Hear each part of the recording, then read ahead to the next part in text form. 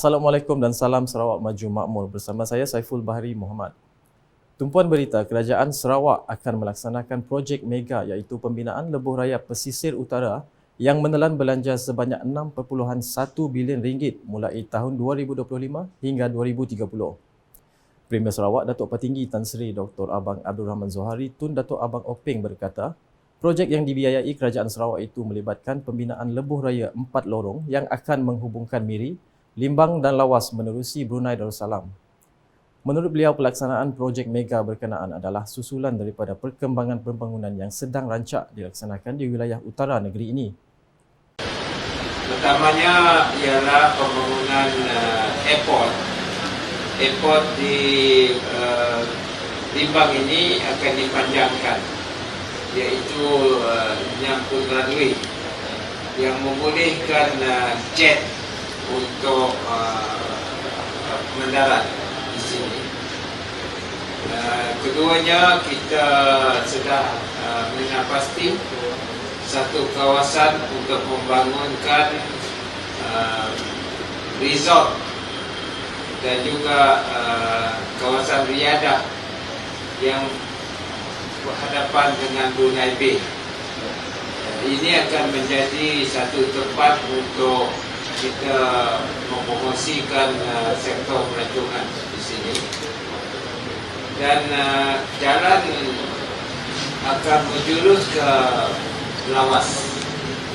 Lawas juga kita telah kenal pasti satu kawasan di mana dibangunkan sebuah pelabuhan di Lawas dan juga airport yang baru. Katanya dalam satu sidang media sempena lawatan beliau ketiga tapak projek pembangunan di bahagian Limbang pada petang Rabu. Datuk Petinggi Abang Zohari menambah, dengan adanya pembangunan infrastruktur tersebut, Limbang berpotensi menarik pelancong serantau serta mengeluarkan gas, memandangkan Kerajaan Sarawak menerusi Petroleum Sarawak Berhad Petros mengusahakan industri gas di situ. Sekarang ini Yang Berhormat Datuk Amar sudah berunding mungkin pihak Timur Tengah akan datang di sini untuk bekerja dengan Petros bagi menguruskan dan mengendalikan industri khasnya gas, iaitu asas industri petrokemikal.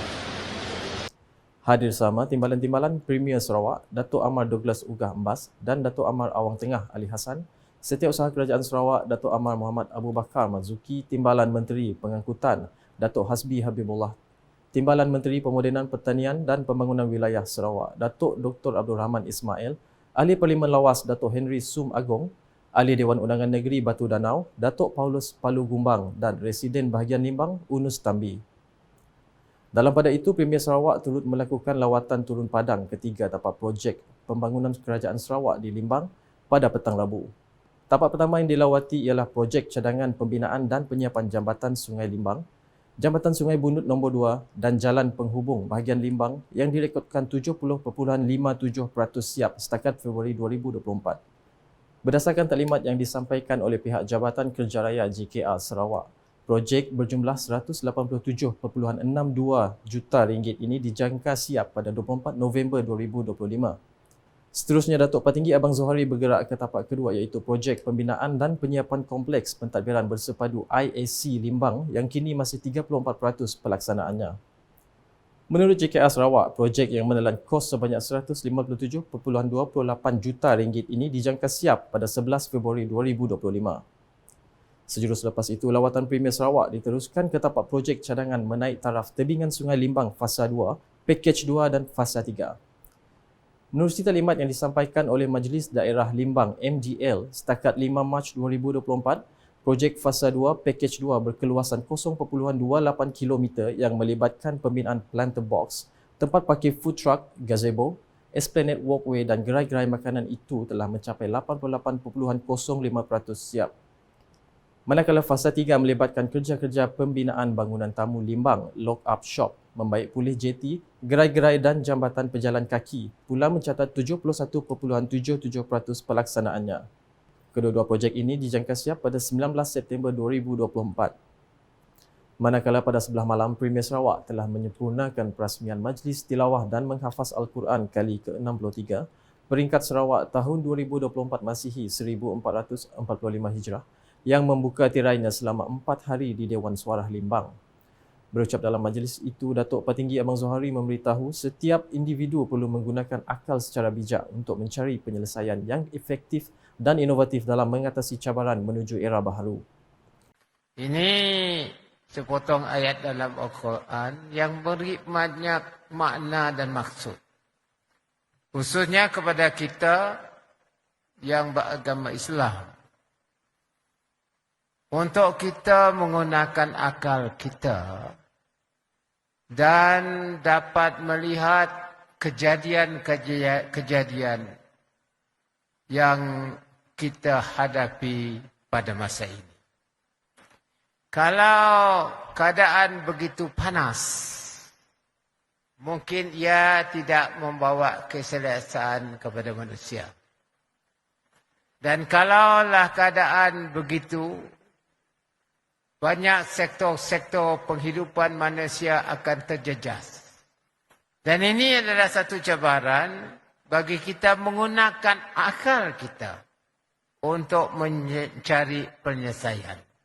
Sebab itu kerajaan Sarawak menuju ke arah era yang baru untuk menyelesaikan masalah terlalu panas disebabkan oleh karbon dan kita membangun ke arah ekonomi hijau. Dengan mengeluarkan tenaga hijau yang boleh diperbaharui.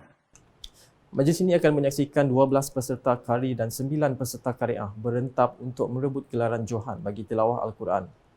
Manakala bagi menghafaz Al-Quran pula, masing-masing 5 peserta qari dan qariah akan berentap untuk kategori juzuk 1 hingga 10, 5 peserta qari dan 4 peserta qariah untuk kategori juzuk 1 hingga 20 dan 5 peserta qari untuk kategori juzuk 1 hingga 30. Keputusan pertandingan akan diumumkan pada hari terakhir majlis berkenaan dan dijangka bakal disempurnakan oleh Tuan Yang Terutama TYT yang di-Pertuan Negeri Sarawak, Tun Pehin Sri Dr. Wan Junaidi Tuanku Jaafar. Laporan seterusnya, Kerajaan Sarawak komited menyokong pertubuhan belia seperti pergerakan pengakap yang turut memain peranan penting dalam pembangunan sasiah modal insan belia di negeri ini. Premier Sarawak Datuk Petinggi Tan Sri Dr. Abang Abdul Rahman Zohari, Tun Datuk Abang Openg berkata, golongan belia merupakan pemimpin masa depan yang menentukan hala tuju negara. Justru katanya pergerakan pengakap mampu menjadi kuasa penyatuan belia di negeri ini. We regard youth as the future leaders who will determine the direction of the country, a role that has to be developed among the youth so that they, by the time they have reached that level, they will be able to continue the legacy created by the present leadership in seeing the country prospers in the right direction.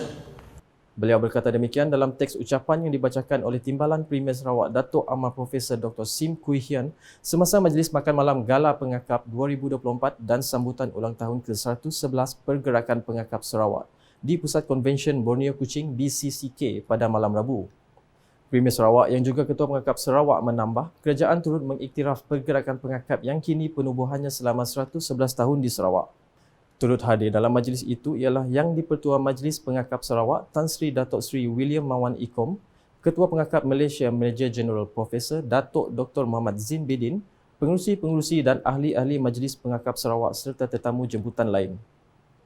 Paparan berikutnya, Kerajaan Sarawak menerusi Agensi Pembangunan Bahagian Betong BDDA telah memperuntukkan sebanyak RM200 juta untuk melengkapkan kawasan Dewan Undangan Negeri Dun Beting Maro dengan pelbagai prasarana yang memberi manfaat kepada rakyat. Ahli Dewan Undangan Negeri Adun Beting Maro, Razaili Gapur berkata antara yang diberikan fokus adalah pembinaan tebingan Sungai Kampung Beladin sebagai tempatan banjir bagi menangani masalah banjir di beberapa kawasan di Beting Maro dengan kos bernilai RM25 juta. Selain itu, katanya sebanyak RM25 juta juga diperuntukkan bagi membina kompleks sukan di Pusa selain pembinaan tebingan sungai di kawasan Sungai Pasir Pusa yang menelan kos RM20 juta dan tebingan Sungai Kampung Kalok dengan dana RM10 juta. Beliau berkata demikian semasa menghadiri mesyuarat agung tahunan PNK Beladin Saribas di Dewan Masyarakat Kampung Beladin, Pusa pada Rabu. Razali menambah Dewan Masyarakat Kampung Beladin sedia ada juga akan dinaik taraf menjadi lebih moden dengan kos RM2 juta selain pembinaan kilang pemproses baja kompos bagi menampung keperluan pertanian di kawasan Beting Maro yang telah diluluskan oleh Kerajaan Sarawak. Manakala bagi membela nasib nelayan, katanya sebanyak RM6 juta telah diperuntuk untuk membina jeti nelayan. Antara projek lain yang akan dilaksanakan di Beting Maro adalah seperti tertera.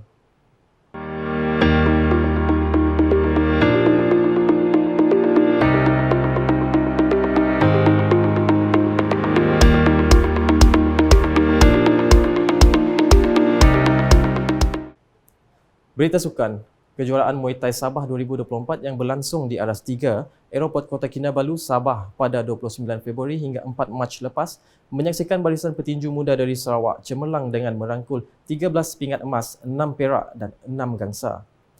Penyumbang pingat terdiri daripada atlet yang mewakili Pasukan Perbadanan Sukan Sarawak SSC, Majlis Sukan Negeri Sarawak MSNS, selain sumbangan dari 5 kelab iaitu Sting Muay Thai Sarawak, Kelab Muay Thai D30 Miri, Kelab Muay Thai Kenyalang, Kelab Muay Thai Kilas Petrajaya dan Kelab Muay Thai PS Bintulu.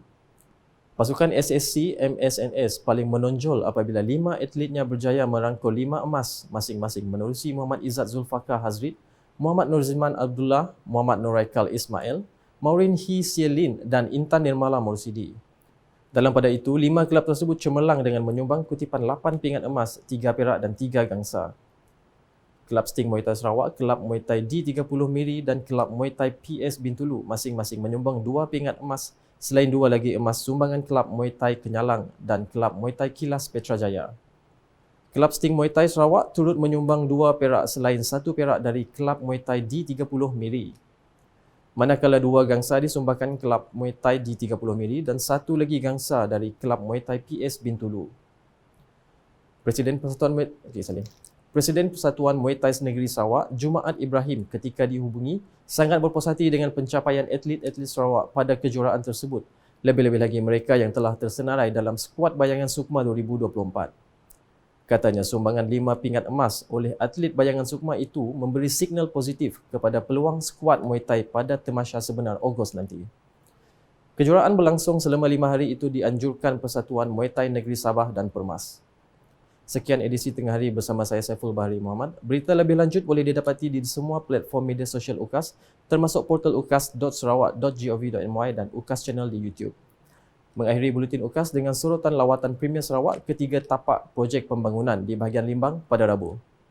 #Saluran Informasi Rakyat, salam UKAS.